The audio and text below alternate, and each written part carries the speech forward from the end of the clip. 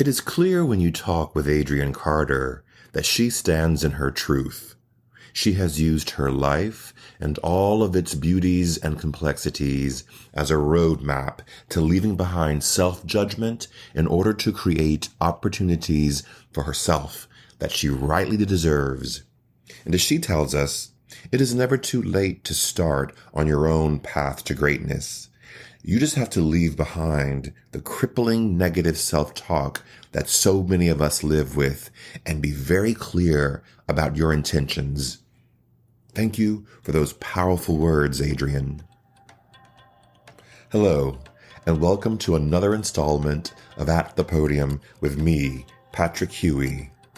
At the Podium is a platform where we will learn from people who come from different walks of life, careers, and experiences, but all share one thing in common.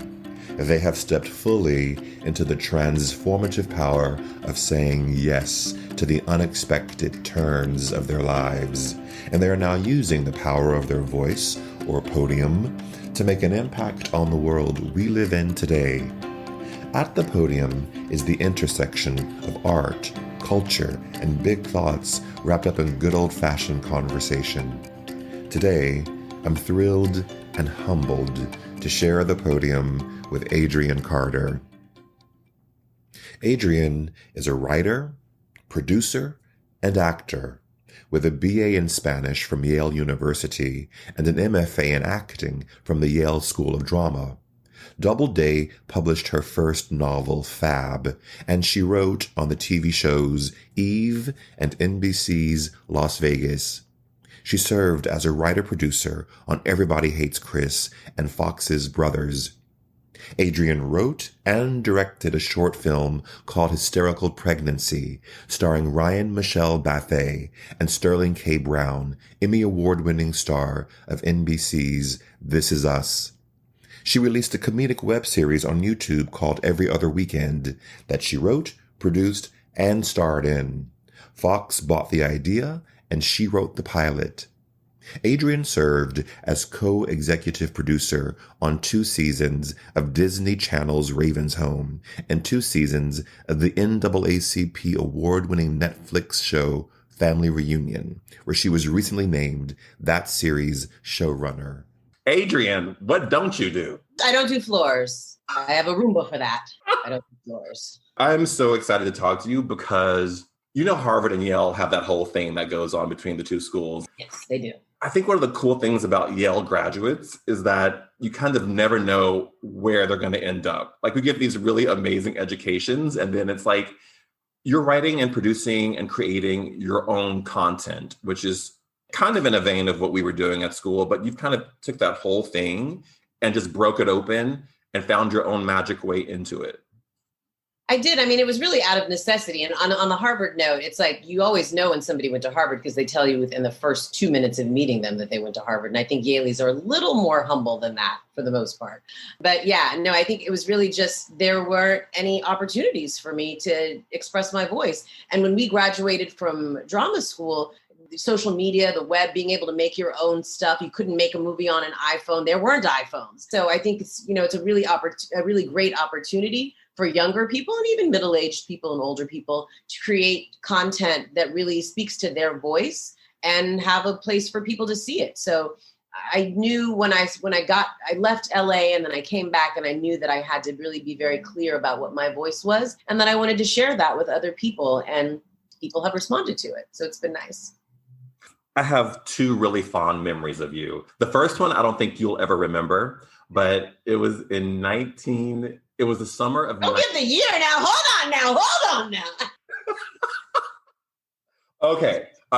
It's fine. You can say yours. I won't say the year, but it was the fall of a certain year when I was auditioning for the Yale School of Drama. And you know how we'd be upstairs in the studio in the cabaret building in the speech room. Yes. Was that staircase that had that landing, and you kind of came through the door, up those stairs, and then up the stairs into the room. And I had taken the train up from New York, and I'm nervous because it's the Yale School of Drama. And I walk in the door, and I come up, and I check in with some person. I don't know who they were. But I come up the stairs to the landing, and I sit next to you. Do you remember this at all? No. Yeah. So I sit next to you and you kind of gave me your Adrienne Carter over the shoulder hello. And you were like, I'm going to sort of quote you. And you're like, well, what are you doing here? Are you auditioning for the program? And I was like, yes. And you're like, oh, you'll get in. You'll get in. I was so nervous and that so threw me off my whole hustle. But I think it helped my audition. But I remember I was like, who is this? And honestly, because I didn't know at the time how Yale worked. I didn't know all the breakdowns that we had and things like that. So I was like, well, who's this cute Black girl sitting next to me at Yale? I didn't know Black people went to the Yale School of Drama. And so, but that I will never, ever, that was my first Yale encounter was you, Adrienne Carter. Well, I'm glad. I'm glad it was a positive one. And you did get in, so I was right. Right. Okay. The other memory I have of you was when you were in Measure for Measure, Shakespeare's Measure for Measure. Were you playing Mariana? Was that the role you played? I was playing Mariana, yeah. And they start Act 3 with you on that huge trapeze-looking swing, and you're like swinging out into the rep from the stage. And you were lip-syncing some song. What was the song? Cry Me a River. Barbara Streisand, Cry Me a River. But then I would start actually singing and crying and whining also. Yes. I mean, yeah. You stopped the show. Oh, that's very sweet. So those are my two favorite Adrienne Carter memories of many others, but those are two that kind of stick out for me. Where did you fall in love with acting? How did you first even find that? When I was growing up, I wanted to be Diana Ross because she seemed like a free Black woman. She was famous and she was beautiful and she was sophisticated and she was sexy and everybody loved her of all races. And I was like, I want to be that. Because I didn't really see any examples in my life of Black women who were living on their own terms. And so that was my first thing of like, I want to be Diana Ross. I want to be a singer, a movie star, whatever. And then I actually took some acting. And I always loved being in my imagination and playing pretend and make believe. But when I was in middle school, and I took a speech class in sixth grade, I had this speech teacher named Norma Costin, who, when we would do things, she was like, you are the best natural actress in this class. And I was like, oh, so I knew that it was something that I loved, but then to have somebody who I respected see that I had some talent made me excited about it. And it was like, okay, this is something that I'm good at and I'm being recognized for that.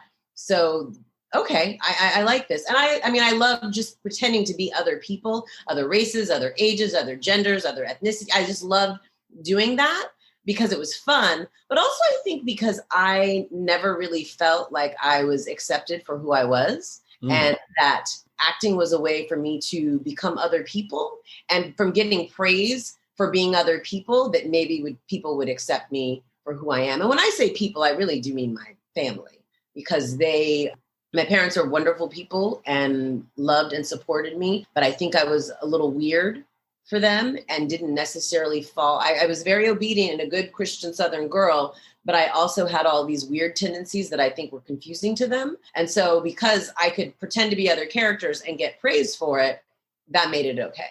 So I think that part of my whole journey is like, I invested so much in learning how to pretend to be other people until I finally loved and accepted myself exactly who I am. And so I don't have the need anymore to pretend to be other people. It's fun to do that, but I don't have an emotional need to pretend to be somebody other than myself because who I am is great. And how long did it take you to get to that point to where you were able to say, no, the Adrienne Carter, that's like the real Adrienne Carter, she's good? It wasn't until I stopped acting because it was still a need to get approval and acceptance from people. I mean, I've always been very confident. It's been an interesting juxtaposition because I've always been very confident and clear about who I am and unafraid to share my voice and everything. But still, there was this very judgmental part of me because I came from a very Southern Christian judgmental family, and that I judged myself a lot. And I was very, very hard on myself because my parents were very hard on us. They had, my brother and I like to joke that it's like our parents were like, Venus and Serena's dad, Tiger's dad, like they were that hardcore with us about academic achievement and the way that those parents were about sports achievement. And so as a result, my brother went to Harvard Law School and he's a federal district court judge in New York City. And I have 2 Yale degrees and I'm a writer and producer. So we are very successful, but there was a price to pay for that. And that we were so hard on ourselves. Our parents were so hard because also they both grew up in the segregated South. My mother's from Mobile, Alabama. My father's from Albany, Georgia. And we were the first generation in our family to live and go to school with white people. And so there's a certain amount of distrust that comes from that when you grow up in the segregated South, water hoses turned on you, and then suddenly you're having your children live and go to school with white people that you don't know them because you've never spent time with them. And so I think there was just this extreme pressure for us to be the best. I mean, it's with all Black people. You got to work twice as hard, be considered half as good. And I think my brother and I really felt that pressure tremendously. But it pushed us to be excellent. So what are you going to do? But do you think, and because I think we're probably similar in age, and my mother grew up in Mobile, Alabama too. So I know where your mom came from. Right. Do you think that drive that our parents, by necessity, by survival, put into us, the expectations that were there, really helped contribute to the success that you're having today? Like that's sort of like the X factor in all of it. Was that pressure good or bad? Absolutely, because it's a work ethic that not everybody has. And, I have to be careful because I'm a mom, I'm a single mom, I'm raising a daughter, a Black daughter in Los Angeles. And I want to, encourage her to be her best self. But I am also very conscious of the push and what the push does. And she's not the same kind of person that I am. And so I just have to be very attentive to how I'm pushing her and pushing her the same way that my parents pushed me, because it's also a different world we live in. There are more opportunities. There are, it's not the same world. And so, but that definitely has factored into my work ethic, my relentlessness with pursuing my goals and not letting anybody tell me no. Can you have the success without the push? I don't know. I'm going to find out from my kid, but I'm kind of pushing her because I don't know. If you're somebody who's really self-motivated, I think it's possible, but I think children do need external forces to sort of tell them that just doing the bare minimum isn't okay. I mean, I remember my daughter was doing something and it was like, yeah, that's fine. I said, do you want to be fine or do you want to be excellent? We do excellent in this house. So I guess I am pushing her. Did she say she wanted to be excellent, or was there a question? No, it wasn't really a question. It was like, this is what we're doing. We're being excellent. So that's what we're doing. But I didn't make it about race and gender and all of that. It was made about race, and it was made about race for me, that I have to work hard to be better than these white people. My thing is, you need to be the best, period, regardless. It doesn't matter, because for me, it's not a competition of comparing her to others, me comparing myself to others, because everybody's on their own journey. But I want to make sure that she does the best that she can. But is there a reckoning for that kind of push and drive? Is there a reckoning that comes with that? Or is it just a free pass to success? No, there's a reckoning. I mean, I've spent most of my adult life learning how to be nice to myself and how to talk nicely to myself.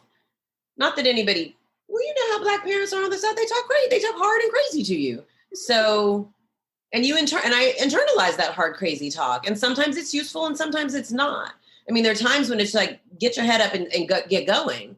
But there are other times when it's, what I've learned from being a mom is that we have to talk sweet to these kids and shower them with love and praise and adoration. Don't I deserve that same sweet talk and praise and adoration? I mean, it wasn't until I got to the Yale School of Drama that Earl Gister said to me in acting class one day, be careful how you talk to yourself.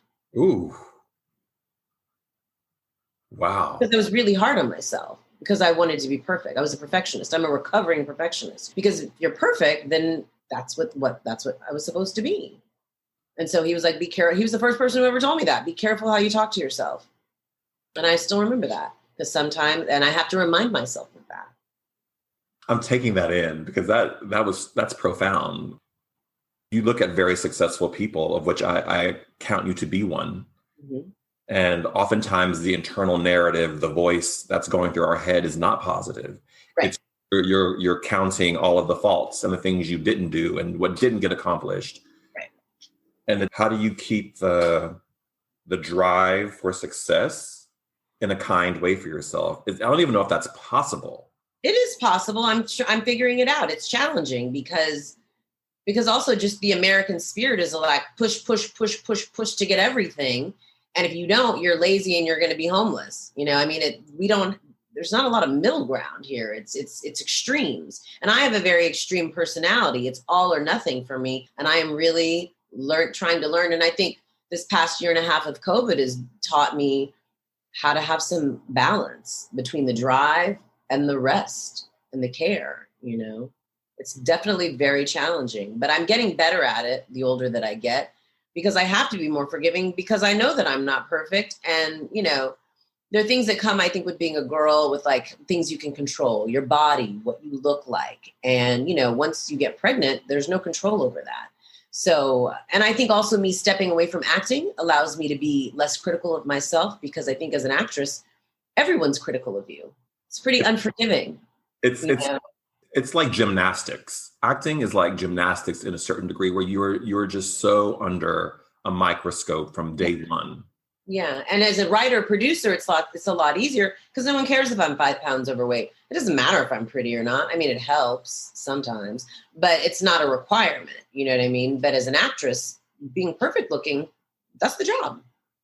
I remember, Adrienne, when I first moved to Los Angeles, and you know, the kind of parts we all got called in for was like the young lover or the young doctor or the guy at, you know. That's what you got called in for. I got called in for crackhead, baby mama, hood rat, which it's like, what about me seems like I'd be that?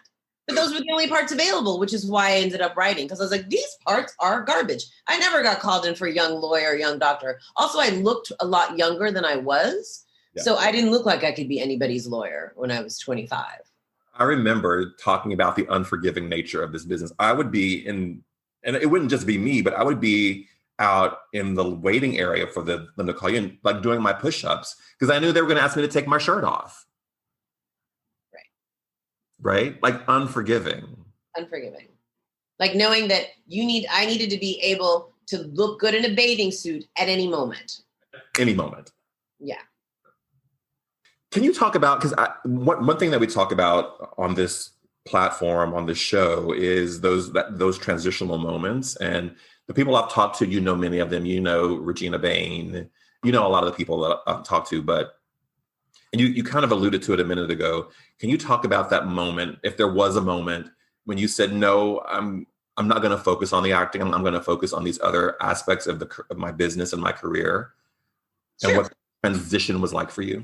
Sure. Well, I started writing when I was in drama school. I did a dance theater piece with my classmate, Joey Parsons, at the Yale Cabaret. We did a piece called She's Got Great Form. And it was the first time I'd ever written anything that I performed. And it was terrifying because the stakes were so high. Normally, as an actor, you can always blame the writer or the director if the show doesn't go well. But since we wrote and acted and directed it, if it was terrible, we could only blame ourselves. But that level of high stakes was very exciting to me. And I'd never felt that level of engagement and pride and terror, but also excitement.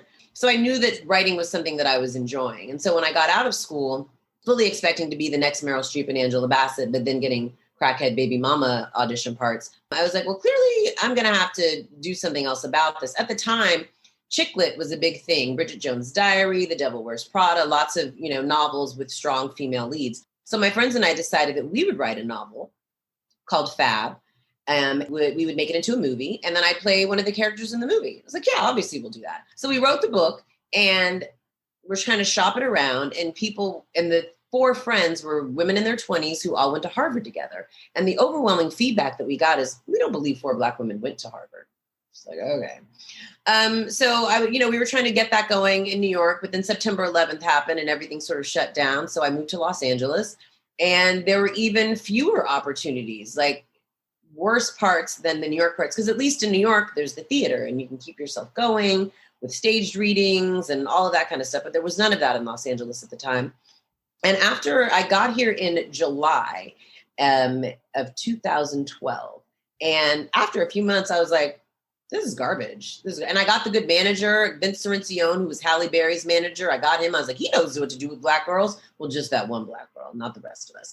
And I was like, well, what am I going to do? I can't go back to New York because there was nothing for me back in New York. I left a crazy relationship and didn't want to go back there. I was like, I can't go back to Houston because that means I've failed. So how am I going to make this LA thing work? I was staying with my best friend from high school at the time, and she was a publicist at Lifetime. And I was like, well, why don't we write a spec? Let's write a Gilmore Girls spec and a Scrubs spec and give it to somebody and see if we can maybe get an agent and maybe write. So we wrote these scripts and we gave them to our friend, Tracy Lynn Blackwell, who worked at the CW at the time. And she gave our scripts to a woman named Meg DeLoach, who created a show called Eve.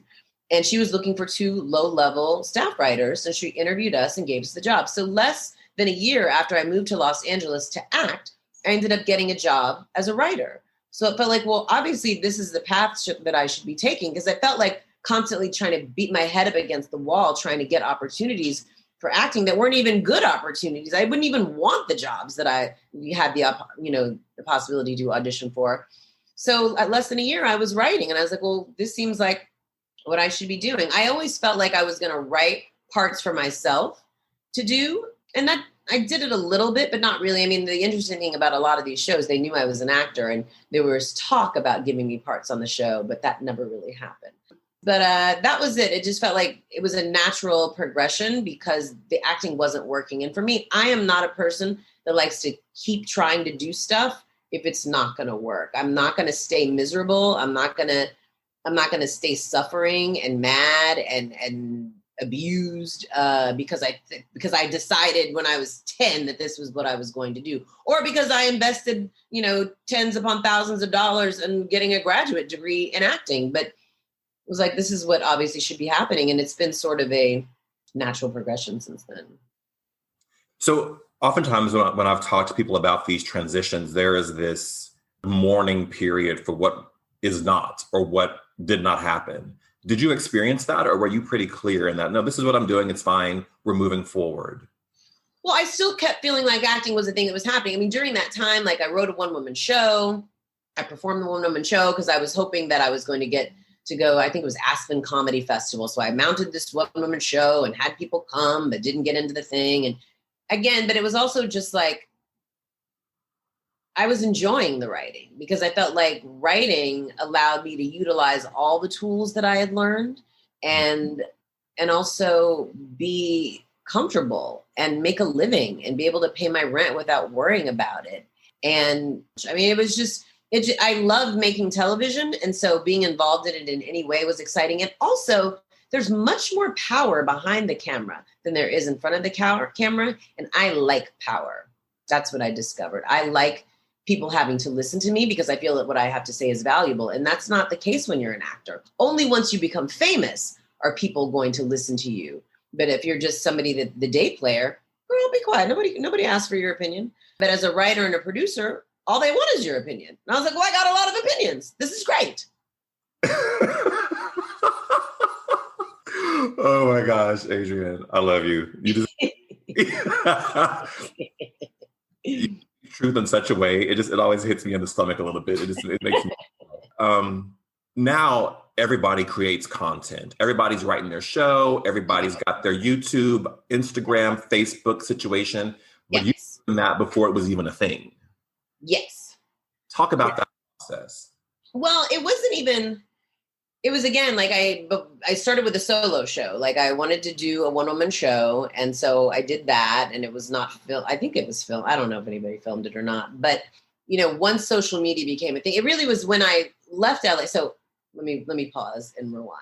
So I came to LA, I got staffed on this show Eve with my writing partner. We did that for 2 seasons. Then we went to a show called Las Vegas. That was like an NBC soapy kind of sexy drama. We did that for a season. My writing partner had some issues and left the show. I stayed on the show for the rest of the season and then got an opportunity to write on Everybody Hates Chris, which was about Chris Rock's life growing up as a kid in Brooklyn. So I was on that show for 3 seasons. During that time, I became a producer. And because those hours are pretty intense and the schedule is pretty intense, I didn't have a lot of time. I didn't make a lot of time to create outside projects. And also I was making money and able to live and enjoy myself and buy champagne and all the things that I couldn't do when I was a broke actor because I like enjoying myself. So, and also I was dating this guy that I ended up marrying, and I was just like enjoying my life outside of work with him and being all young love and all of that. And so, but then I got pregnant and had the baby and sort of had a midlife crisis and was like, I don't know if I want to spend all day sitting in a room with asshole guys while somebody else is raising my baby, because that had been the thing that had been pitched to me. I was writing on this show called Brothers, and I was pregnant, and my boss was like, well, you'll have the baby, you get a nanny, go to your office, the nanny will be in your office with the baby, you'll be in the room all day. You'll go to the office when you need to for the baby. And, that'll be that. And I was like, yeah, of course, obviously. This is while I was pregnant. Then I had the baby and I was like, wait a minute. This is an actual real living child that is my child. Why am I going to hand this to somebody else to take care of? This is my child. So I said to my now ex-husband, listen, I don't know that I want to do this anymore. I'm going to need you to step up and make some things happen, because I was also the primary breadwinner. And that didn't really happen. I got a call. So I didn't work the first 11 months of my daughter's life. I didn't work. And then I was just figuring out, because it was so much harder than I thought it would be. There's, things academically and career-wise, while they may be challenging, I can always handle it. Motherhood was another thing entirely, because I didn't have the skill set for it. It's like, and it never ended. With every job, you go home, you're like, bye, I'm out. This is like, you're still here? Oh. And you still need stuff from me? Milk? Food? Oh, okay. Constantly, nonstop. Okay. So then I got this call from Tyler Perry's producers, who asked if I wanted to come to Atlanta to write on the final season of House of Pain. And I was like, it's not really my aesthetic. I'm good. And then they called back again, and I took a look at our bank account and I was like, we will be there. So my daughter and I took my daughter to Atlanta. My ex-husband, it was pilot season, so he stayed in LA to do that. And I was in Atlanta for a few months doing that. And then I came back to LA, and at the time there were no Black TV shows on air. And my reps seemed to think that all I could write were Black shows, even though clearly my life experience shows that I'm exposed to all kinds of people and know all kinds of stories. But that was back then. So the career wasn't going anywhere. The marriage was a mess. So I was like, I'm going back to Houston. So the thing that I had, 12 years prior said that it would be such a failure. And that's what I had to do. I had to go back home to my mother and father's house with my 2-year-old daughter. And I thought, oh my gosh, this is the biggest disaster. I'm a total failure. But it ended up being the biggest blessing, because it gave me a chance to take myself out of this Hollywood machine, which can be very confusing and soul crushing and not life affirming, for me to kind of deal with my actual life. And I ended up getting a job teaching theater at Prairie View A&M University, which is a historically Black college outside of Houston. And it was a really great opportunity for me to sort of reconnect with why I fell in love with this to begin with character and story and worlds that never existed before, and helping young people get on their voice and know their voice, and asking them the 5 questions and all the things that we learned at drama school. And so it was very exciting to kind of engage with these young people who had so much life and so much energy. But after 2 years of doing that, I realized that, and I was going to try to make my life work in Houston because my life was much easier there. We eventually moved into our own apartment, but my parents lived 10 minutes away. They're both retired. They were willing to help when I needed to without charging me. But I knew that I really wanted to make television. And I was like, what kind of mother am I going to be if I tell my daughter to work hard to pursue her dreams if I'm not doing it? So, and I also wanted her to be able to have a relationship with her father. So after 2 years in Houston, we moved back to LA. But this time I was very clear about my voice, and that I wanted to make sure I told the kinds of stories that I wanted to tell. And by this time, technology had caught up with that. There were the Issa Raes making, awkward Black girls. And so I got back to Los Angeles and decided that I was going to make a short film, that I was going to write and direct something. And so I got together with my friend, Ryan Michelle Bathe, who is a friend since New York. And we were like, let's make a short. We didn't have any money or anything. We just had some equipment. And she was pregnant at the time. So I was like, okay, well, I'll just write a short about a pregnant lady. So it was called Hysterical Pregnancy. And we wrote it. We filmed it in my living room in my backyard. And Sterling, her husband, he was filming the OJ show at the time.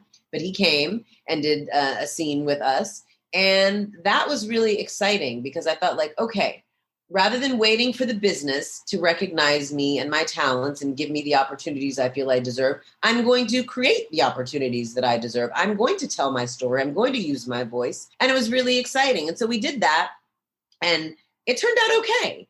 And I was like, well, what happens if we do it again, but actually have a budget, like actually pay the crew? We can get a better crew. So Sterling gave us some money. A friend of mine gave us some money, and we had a $10,000 budget. And we made every other weekend. And so Ryan is in it, myself, and then my friend Kimberly Aber-Gregory, who went to HSPBA in Houston with me. She was in it, and we just had the best time. And it was like, okay, I need to be more in charge of creating the content that I want to see. And so through that, I ended up pitching the show to Fox. Fox bought it. I was able to write a pilot. And then I was also getting other jobs staffed on shows because, you're making stuff, but you're not making money. So I ended up getting a job on Raven's Home, which was a Disney Channel reboot of That's So Raven, which was nice because my kid loves that show and her friends loved it. So I was able to take them to a taping of the show and they got to meet the actors. Because again, it's important for my daughter to be able to understand what I do for a living, why I'm gone so much, and what she sees on television, how it actually gets made. I came back with a clearer understanding. I think when I got to LA, I was so caught up on wanting to be an actor and then got into the writing room, was like, okay, but I didn't have any real clear direction of what I wanted. I knew I was just like happy to be making a living in show business, but leaving forced me to have to get really clear about, well, what are my intentions? What do I want when I go back there? And so that started happening. I'm digesting all of that. Take it in, baby, take it in. There is so much in there that I'm just like, it's the human experience. It's the journey of life. And it's not a straight line. It's not the line that we ever anticipate. And sometimes you have to go home and press the button. And that's okay. Right. And my biggest fear was that my parents would think I was a failure. Because their opinion meant a lot to me.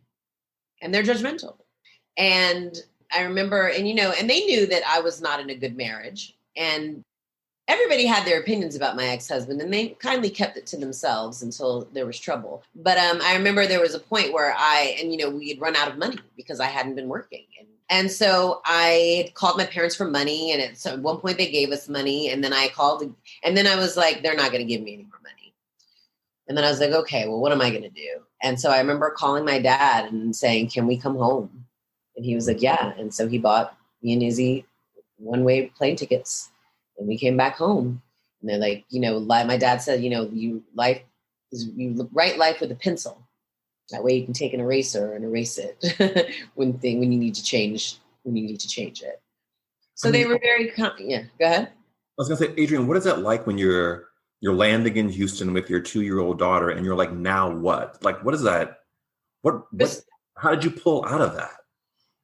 It was terrible. It was very dramatic because a month after I got home, I ended up in the hospital having hernia surgery.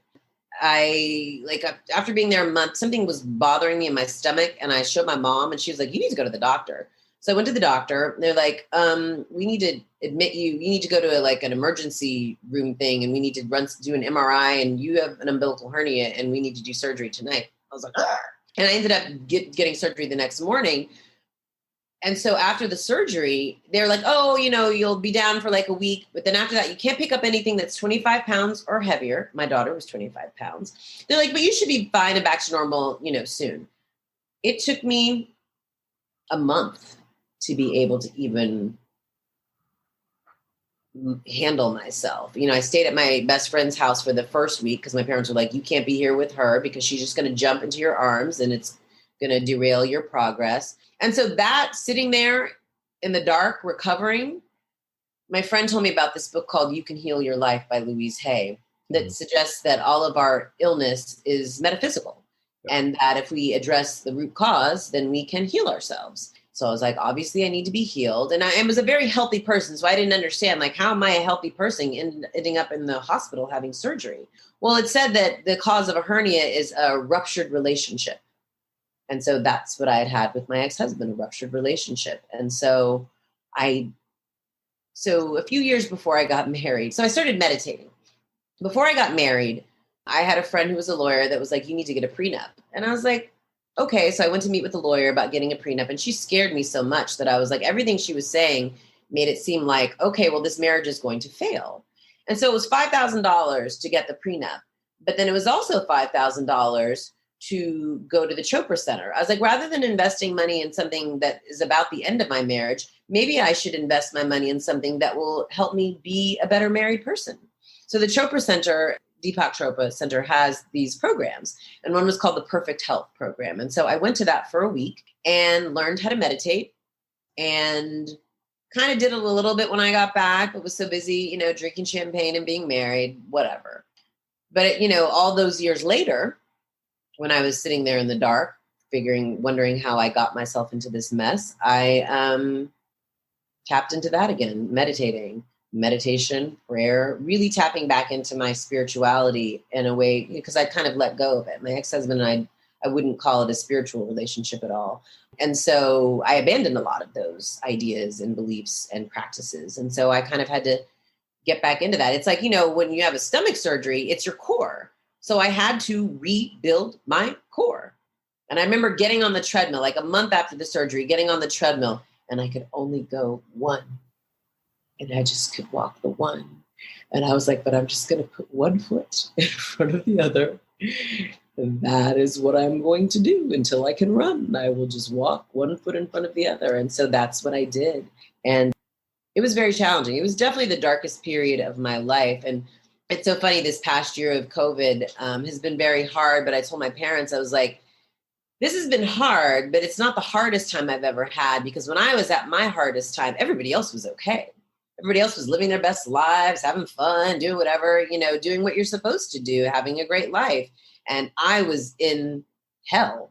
So I just had to work really hard to get out of hell. So physically, I had to just kind of reconnect with my core, reconnect with my spirituality. I would get up every morning at 5:00 in the morning and meditate, because that's the time that I had before my daughter woke up. And also teaching the theater, teaching the kids, and teaching them Shakespeare, and teaching them diction, and helping them with their very, very, very, very, very Southern African-American accents, helping them to understand that that is the way you talk. Sure, I'm not trying to change the way you talk, but I'm also trying to let you know that you can use your voice in other ways, whatever suits the character. So really that time in school, teaching those kids, was about me healing myself and me falling in love with the theater again. I don't know if you know this, but right after I graduated from drama school, I was in a really bad car accident where I died. I was driving to LA from New York. I flipped my car in New Mexico. It was a nightmare. But I ended up back in Houston, our home city, in the bed for 3 months at my parents' house. And all I could do was lay there while my body healed itself. And that's, if I look back at the trajectory of my life, that's the moment when I was like, I don't know if this is going to work for me. Because when your life is like flashing in front of your face as the car is flipping upside down, you're not thinking like, oh, I wish I was going to be on Entertainment Tonight next week. Right. Yeah. So those moments when you're like in the bed, when life literally brings you to your knees. Absolutely. That's when the magic happens, right? Yeah, absolutely. And me having to figure out, who am I as a single mother? How am I going to do this? Because being a single mother was not ever anything I planned, and it's not anything I would wish on my worst enemy. It is the biggest challenge of my life. It's easier in certain ways now, because those early years are like, you just have to keep them alive. And that's hard. So yeah, the motherhood has been a real lesson for me. My daughter is a constant teacher. I have a gazillion questions I can ask you. We can go on for hours. But I want to keep these short, sweet, and bite-sized. But I'm so grateful for you. And I learned things about you I did not know. So thank you so much for your time and your willingness to share your voice and wisdom with us. I'm so glad that you are at the podium with me. To those who are watching and listening, you can follow Adrienne on Instagram at Hurricane Carter 1. And that's like you won the race, not the number one. Yes, I won. Right, because I did win, because I'm always winning, baby. And remember, we all have a voice. Use yours wisely. Bye, everyone.